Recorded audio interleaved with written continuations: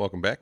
Let me start by saying WUBEN was kind enough to send this flashlight for review, but no money was exchanged, so please believe that this is going to be a completely unbiased and honest review. The X3 Owl has quite a few interesting and unique features, along with a couple major drawbacks in my opinion. I've only had this light for a few days, so here are my initial impressions and what I've noticed thus far. I will say the light itself is a little bit smaller than I was expecting. I don't know totally what I was expecting, but it's smaller than I was expecting. Most of the reviews I've seen at some point compare this to the Olight Baton 4 with charging case. I don't have that device. I do have the original S1R Baton 2 OG, but I don't have the new one with the case. I have reached out to Olight to see if they'll send me one for review, so we'll get back to that, see if I can't compare that and a couple others. Watch the end to see the third flashlight I want to compare. Excuse me. But I will say this does look pretty freaking cool and almost like something I might see on a, I don't know, spaceship. I've never been on a spaceship though, so I don't know what you see on spaceships. First thing I did was after unboxing, I plugged the charging case into a charger, and after that I did something that was a little unconventional for flashlight unboxings. I took the flashlight itself, a Samsung Qi charger I had laying around, a battery bank, and an extra cable, and I wirelessly charged this flashlight. Yes, that's right, wirelessly. First for me, but I hope it's not a first or a last time, because I'd like to have quite a few future flashlights have some Qi charging. I think that'd be pretty freaking cool. But the case itself and the flashlight came pretty fully charged. The light itself was at like 80% according to the indicator, so it only took, I don't know, hour and a half, hour and a quarter, and everything was fully charged up, and then I was off to the races and messing around with this bad boy.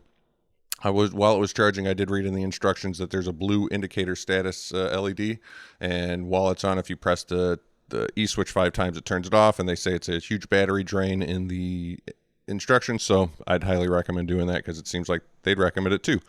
Let's start with some unique pros. As I mentioned before, coolest thing to me is the Qi charging.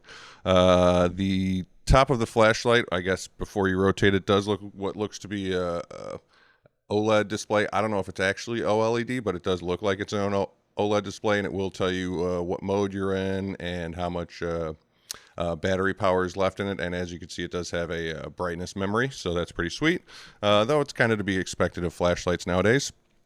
Another very interesting feature, and I'm sure this isn't the first time, but unique to this a little bit, is the 180-degree rotating head, and there's no notching or anything, so it's completely granular how much you want to rotate and swivel the head. So the pocket clip is a con we'll get into a little bit later, but I will say this flashlight could be a lapel pin light, you know, or with the 180-degree rotation, I feel like you could easily make it a headlamp on the brim of a normal baseball cap or something like that. Another one of the coolest features, and this is small, cheap, and novel, is the lanyard that came with it. It looks like a normal lanyard. There's a couple of quick release tabs, and then you reveal a double USB-C lanyard itself. Inside of the lanyard case, there's a lightning adapter from USB-C, so if you have an iPhone, you could adapt to that. But this comes with it, and inside of it is a 25 millimeter ruler. Pretty freaking sweet. So this in and of itself, I think they should just sell this. I would buy like 4 or 5 of these just as a very novel gift to give to some of my nerdy friends. The case itself is a 300 milliamp 2.3 amp output, and it's got a built-in diffuser, though I will say the diffuser does feel like kind of the cheapest part of this whole equation, and I might break that plastic, but wouldn't be the first time I broke something like that. I got some ham hands. The other cool thing is, beyond that blue indicator status LED, there's also a SST10 red emitter, which is quite a cool feature. So if you hold the light from off, it'll switch to the red emitter, and then you could press and hold while it's on to go from the 1 to the 80 mode. Also has a brightness memory mode, all that cool stuff. Some of the other common pros: it's got an SOS strobe and a lockout function, it's got a magnetic base, and it's got a very solid construction. It kind of reminds me of like a Rovivon on steroids, if you've ever owned a Rovivon flashlight. Let's get into some of the cons. The major con for me is you can't pull the battery out of this bad boy. I'm a big fan of having extra batteries charged in my little waist bag or in a backpack ready to be swapped. Can't do it with this one. If you drain this and this is your primary light, you're throwing it in the case and you're using your cell phone flashlight. Enjoy. As I said previously, the pocket clip is garbage. It it's not really a pocket clip, and maybe they didn't intend it to be, and then in that case, please retract my con here. But it's far from deep carry, and it's a pain to get it even clipped to your pocket in the first place. So yeah, but it is a solid construction. You could probably strap a lanyard to it or something, and then just throw it in your pocket and pull it out via the lanyard. So there's that. The other one of the major things, and I've mentioned this in other products before, I don't like that player tolerance. I know I'm not the only one. If this was in my backpack or in a hip bag and it was jostling around and making that noise, it would irritate me. So I'd be remiss if I didn't mention that. Next, I'm going to mention what I'm going to call pseudo-cons. WUBEN's ahead of their time here. I don't think that's a con. I think, for instance, the Qi charging on here, it's definitely not a con.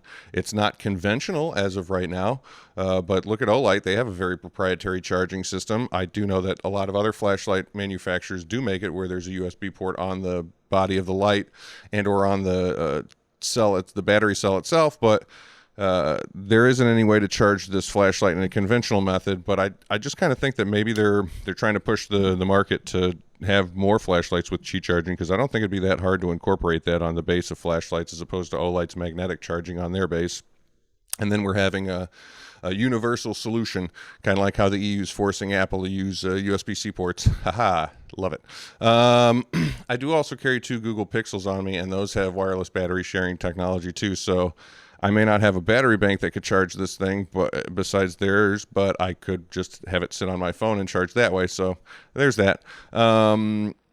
To the point about WUBEN being early adopters, their WSB-C lanyard is also a pseudo-con to me, because while yes, I can use this battery case to charge my phone out in the wild, I can't use this cable to charge my battery case very easily, because most of the outputs from either my other battery banks and or my wall warts is all USB-A.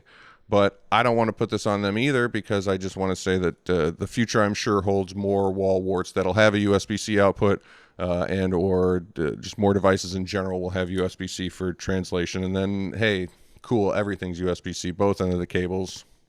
I'm okay with that. So again, I'm going to call those some pseudo-cons. Let's get into the technical specs here. We're going to be looking at the X3 Owl versus the S1R Baton 2 versus the Baton 4 Premium.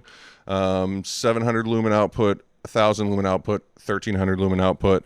The X3 comes in at 2590 candela, while the Batons come in at 5250 and 7,225 candela, respectively.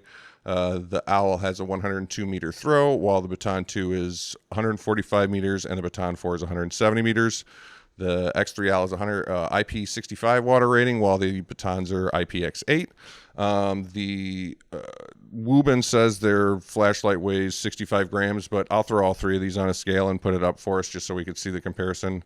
I'm betting they're all relatively similar at 65 to 70 grams, maybe a little bit over. Runtime fully charged on the 1 lumen moonlight mode is 50 hours according to WUBEN, while according to Olight, the Baton 2 will do 192 hours, which I think is 8 days at a half lumen, and the Baton 4 says 30 days, but that's because it's got the charging case, so I'm guessing it's about the same because it's also using a 16340 cell. The other nice thing that I like is this has the Samsung LH351D for a primary emitter, while if you look online, it'll say a high performance cool white emitter for both the Batons, which I'm sure is just some cheap Cree thing. They're fine, but they're just now starting to offer neutral white emitters. Please keep doing that, Olight. I love the neutral white offer, and I'd love to even pay more if you put a higher CRI emitter in there. I'll pay you guys for the higher stuff, and I'm sure I'm not the only one, but continue to do that innovation thing. I'm glad you guys are working that direction.